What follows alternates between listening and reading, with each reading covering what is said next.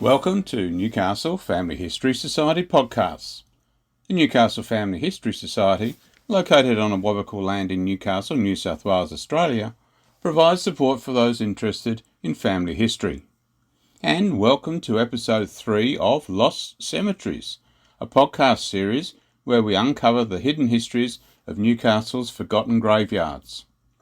In this episode, we explore St Andrew's Church of England Cemetery at North Waratah in the suburb now known as Mayfield.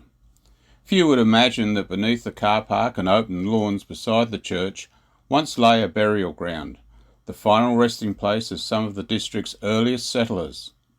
Jane Ison traces the history of St Andrew's, its foundation, its people, and the painstaking research that has helped rediscover more than 1,000 names once thought forgotten.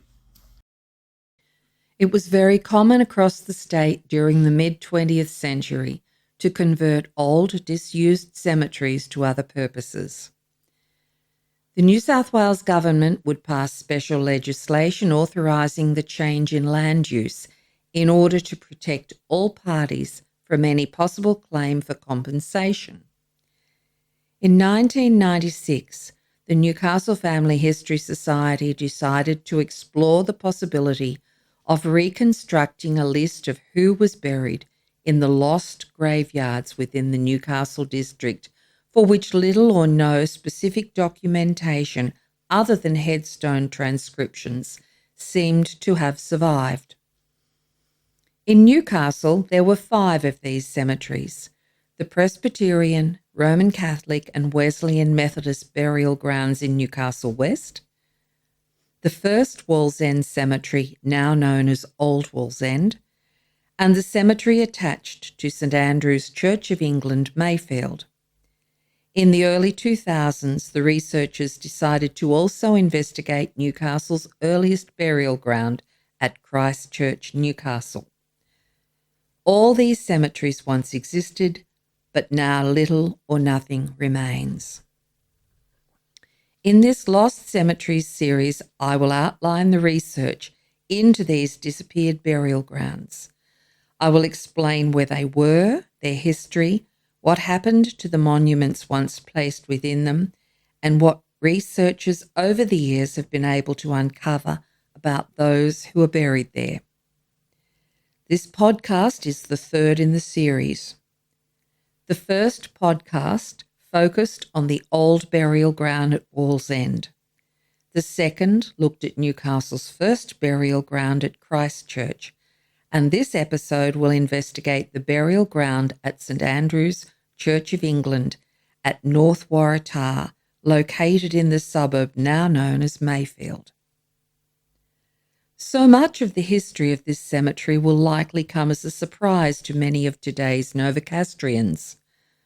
Who would have thought that this little church in Mayfield was in fact the second church in this location, and that a graveyard once shared its site?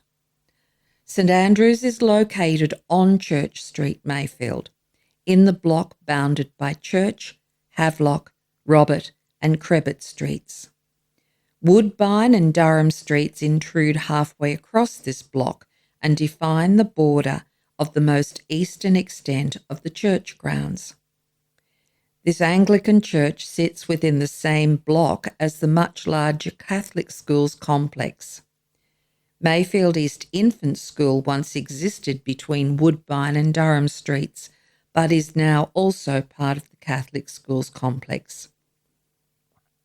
A sandstone memorial cairn with a plaque has been erected on the back boundary of the church grounds opposite the entrance gates, reminding visitors of the former use of the site as a graveyard. The cairn stands on or is very close to the location of the original stone church.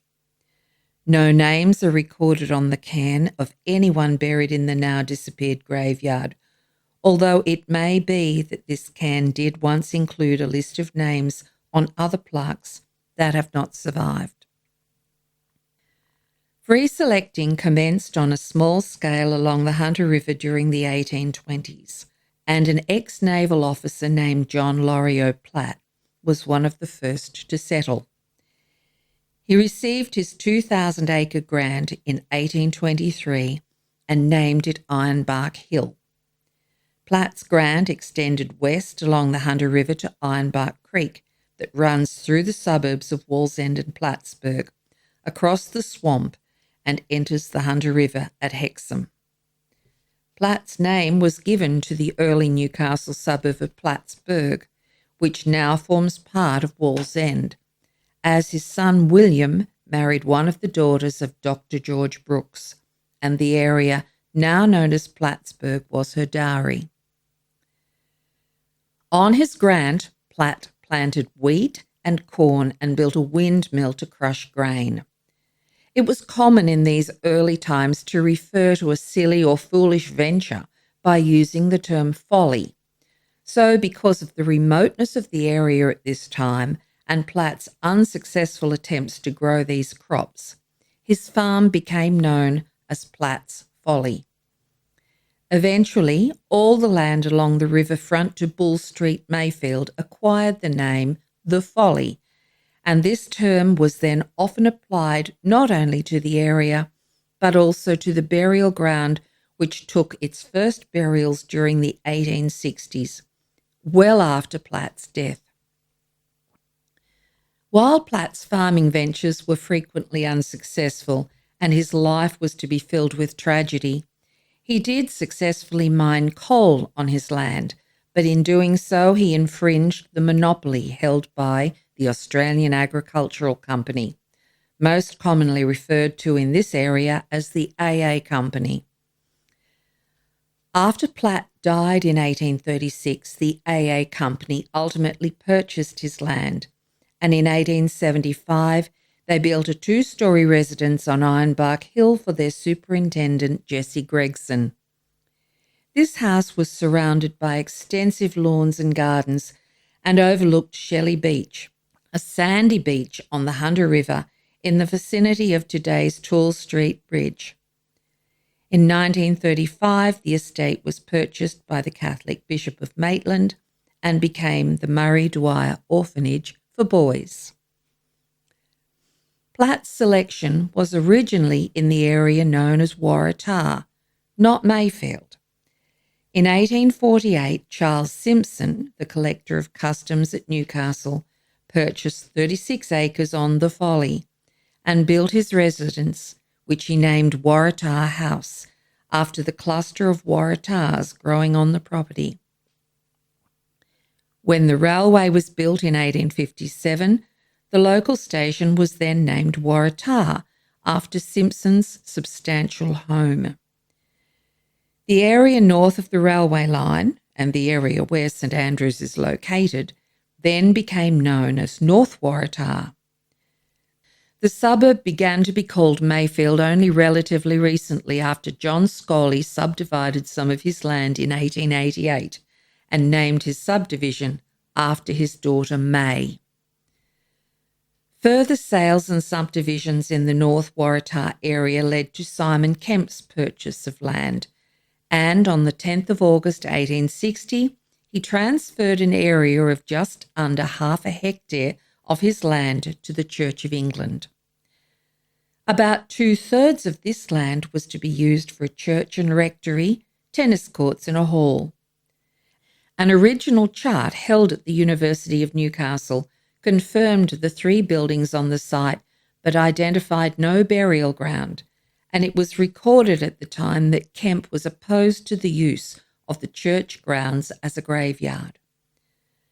A stone church was soon built, and it was officially opened on the 21st of May, 1861. Despite Kemp's opposition to attaching a graveyard to St Andrews, in 1862, soon after the church building was completed, the remaining 1/3 of the land began to be used as a cemetery. Today's St Andrew's Church was constructed in 1924 at the front of the property, on the ground once occupied by the first church hall. The original stone church that had been constructed towards the rear of the site was demolished. The church hall has been relocated twice since the original buildings were constructed. the second time during the 1960s, to make way for the current church hall. To uncover the names of those buried in the St Andrew's graveyard, the Newcastle Family History Society researchers sought the support of the then Newcastle District Registrar of Births, Deaths and Marriages, Bob Smith. The Sydney Registry was approached with an outline of the project, and permission was given for the researchers to access the local death registers then held in the Newcastle office in Wolfe Street, Newcastle. These registers were transferred to Sydney in 2001. There were conditions placed on this access. Only 5 fields were permitted to be extracted from the information recorded in the registers: surname, given names, the date of death, the burial place, the spouse or parents but not both, and if neither of the last was shown, which was not uncommon, the person's birthplace if it was given. The death registers dated from the beginning of civil registration in March 1856, which meant that for North Waratah, the period of burials could be considered adequately covered.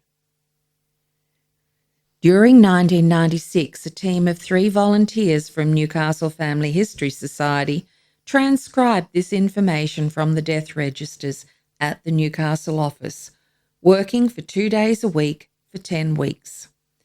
At this time, they made extractions not only for North Waratah, but also for the wider project of reconstructing the records for the other 4 lost burial grounds that make up this series of podcasts. Burials identified in the records that were specified as North Waratah or The Folly or St Andrew's Mayfield were found in 8 of the 11 sub-registration districts that existed in Newcastle at the time. These registration districts were Newcastle Courthouse, Lambton, Wallsend, Mayfield, Adamstown, Hamilton, Merewether and Wickham.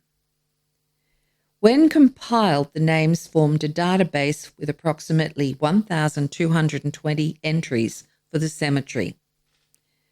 There were no burials recorded for North Waratah under any of its various names in the registers for Minmi, West Wallsend or Stockton. In addition to these registers, other records were used to build the database of burials for the church. The Church of England parish archives are held at the University of Newcastle. Parish records are those records kept by the church, as opposed to death registrations, which are kept by the government, so are an extremely valuable research tool to use.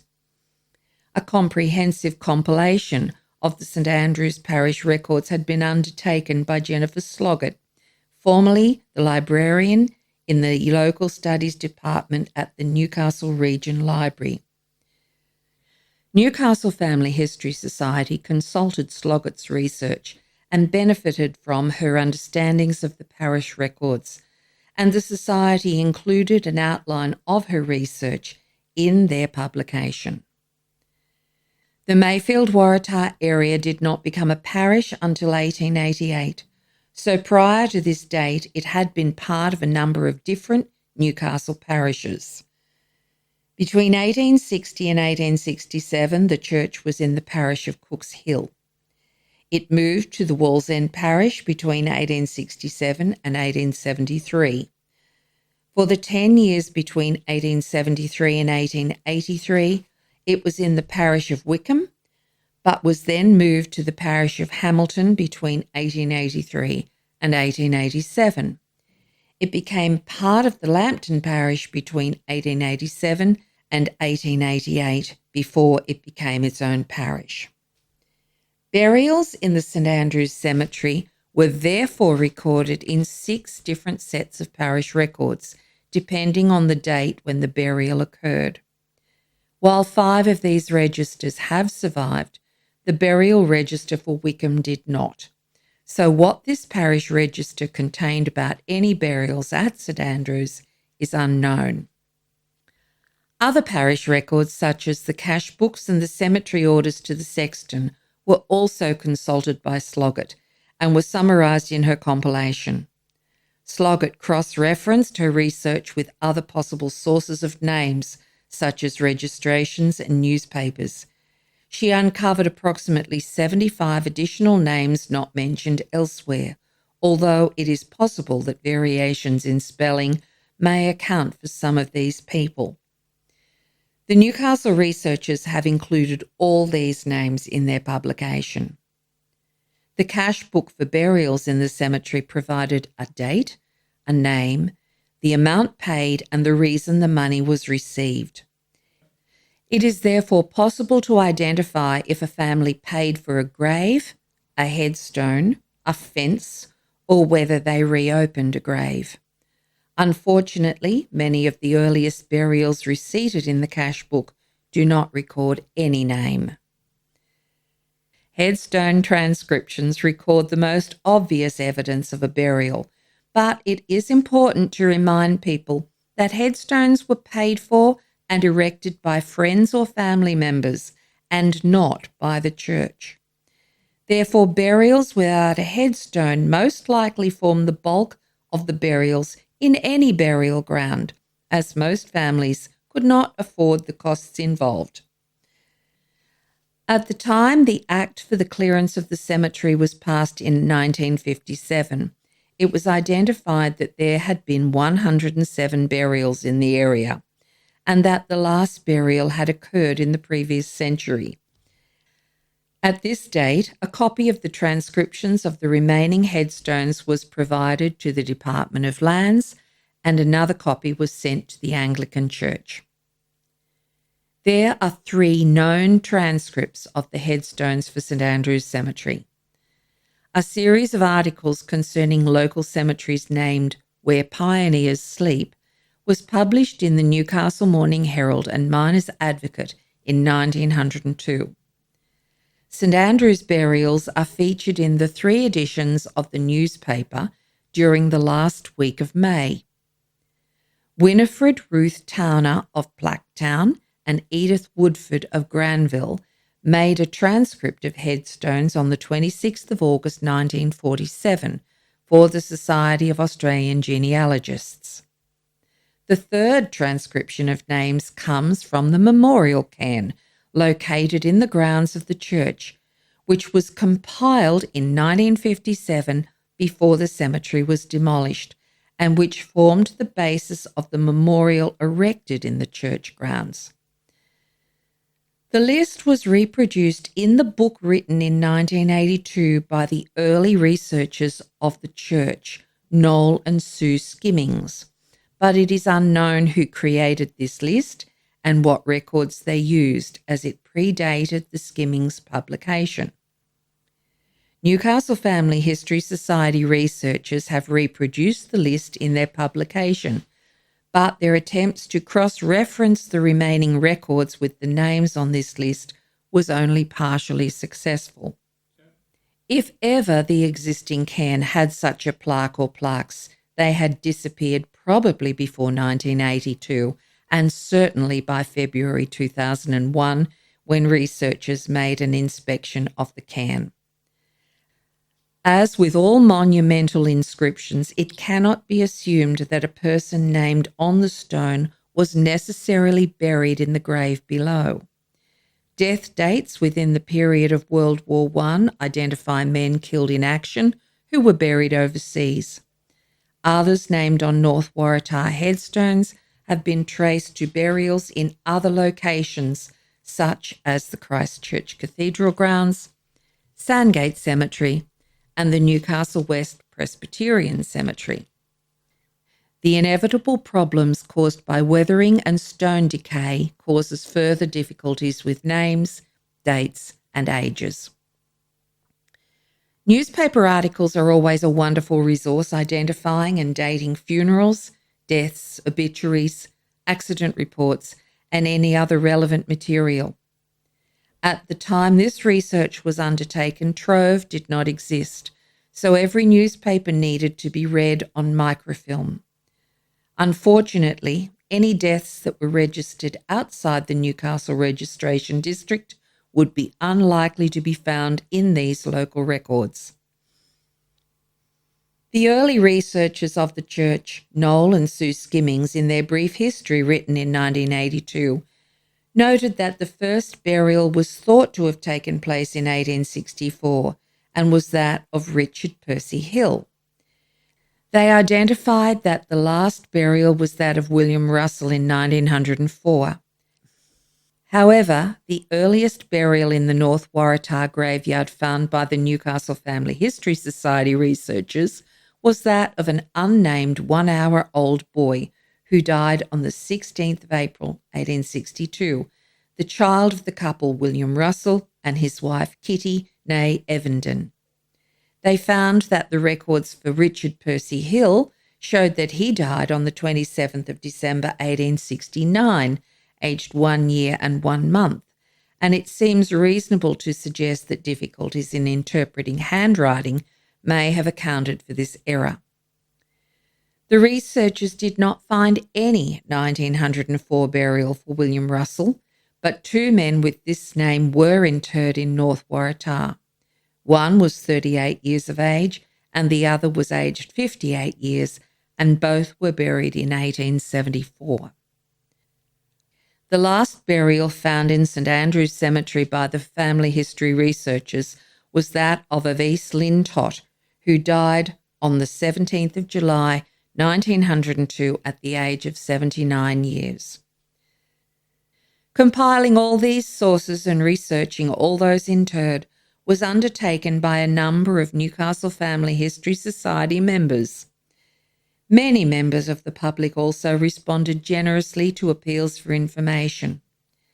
It must be recognised, however, that despite their very best endeavours, they were unable to identify all the interments in each of the burial grounds which were researched. Lack of records, non-registration, the occasional clandestine burial of which some evidence is to be found, or the deterioration of records or stones, all contribute to these losses. While most of the interments in St Andrews were likely of the Church of England faith, it is possible that St Andrews followed the English tradition of the graveyard being available to those of all denominations. Many of the surnames of those buried in St Andrews are of European origin, especially the German pioneers of the district. So who was buried in St Andrews? The names of many pioneers in Mayfield are reflected in the burial records in North Waratah and will be recognised in the names of many of the streets in the Mayfield area.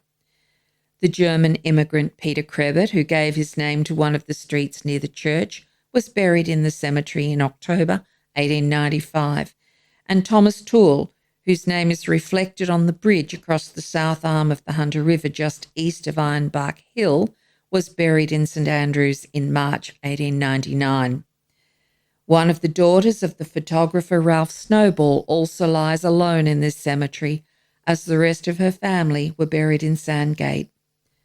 Alderman George Gibson, who drowned at the Dyke in 1887, was one of the many deaths as a result of drowning, either in the river or port, or in creeks or mine workings in the area.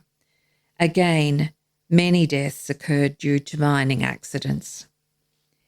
In 1903, once burials ended, the trustees of the church property for the Diocese of Newcastle were appointed as trustees of the burial ground. With the passage of time, those who had buried loved ones in the cemetery died or left the district, and from the 1930s, discussion arose regarding the removal of the cemetery. As was the case with all the lost cemeteries, the upkeep and maintenance of the graveyard resulted in periods of intense discussion about the merits and the expense of clearing the cemetery. This discussion ebbed and flowed, especially with the Second World War intervening and the parish needing to focus on reducing its debt in order to build a much-needed new parish hall. Even though the last person was buried in 1902, It was not until 1957 that the government passed a law for the cemetery to close and the headstones to be removed. Towards the end of 1956, an inspection of the cemetery was made, and at that time the land was described as covered by an impenetrable growth of weeds, which was a fire hazard and an eyesore in a built-up residential area. The headstones were weathered and parts were difficult to read. Most of the stones had been damaged by vandals. In an attempt to tidy the cemetery, church volunteers removed vegetation from a stormwater drain at the rear of properties in Robert Street. Cutting and burning as much of the vegetation as possible was also needed, but the volunteers made slow progress. So, in October 1957, the New South Wales State Parliament approved the change of use of the land covered by the graveyard. The trustees for the Diocese of Newcastle were to remove the headstones, grave enclosures, and other surface structures from the cemetery, build a hall, and later a columbarium on the land. It was considered that the clearing would be of considerable benefit to the church and to the people of Mayfield, and would transform the area from an unlovely scene to an area of beauty that will serve also a useful purpose. Advertising by the church in the newspapers prior to the clearance resulted in no objections from either the parishioners or the public. Representatives of anyone buried in the graveyard had at least 3 months to remove any graves to another cemetery if that was what they wished. There was no provision for compensation if anyone wanted to move a headstone, a grave enclosure, or other surface structure, or, with the permission of the Director General of Public Health, the remains of a person buried there. Records of some exhumations do exist in the cash book. An application was made in 1938 for the removal of 2 siblings, but when the removal took place on the 2nd of April, only a few pieces of the coffins and fittings could be found. The burial data gives no grave reference for one of the children, but the plot for the other child was identified and noted as a reopen, indicating that he was joining a previous burial. As with every other lost cemetery in Newcastle, urban myths exist, usually about the location of the headstones. It has long been the local belief that the headstones were taken to Blackbutt Reserve and used as landfill. Although during the early 2000s the Blackbutt Reserve rangers showed the Newcastle family history researchers isolated fragments of headstones observable in the retaining walls, no names could be identified on any of the visible stones. There is no surprise that this was the case, as since the Newcastle researchers undertook their investigation into North Waratah, more information is now available. Ray Raisbeck was a council employee and was responsible for building the retaining walls at Blackbutt. His paper concerning the various origins of the stones used around the reserve can be read on Greg Ray's website. Raisbeck is clear that the gravestones used at Blackbutt during the 1970s to construct the walls came from Christchurch Cemetery, and that any inscriptions on those stones were faced away from the gaze of the public. The clearance of North Waratah had occurred 10 or more years before any walls were built at Blackbutt, and the clearing at St Andrews had been undertaken by the church rather than by the council. It is very difficult to imagine that any stones were stored for more than a decade by the church in order to eventually be used in Blackbutt or even given to the council. Therefore, sadly, none of the stones from this graveyard have survived anywhere. Newcastle Family History Society hopes that we have aided your understanding of this inner city burial ground and the history of the area in which it is located. Whether obscure or famous, everyone deserves to be remembered.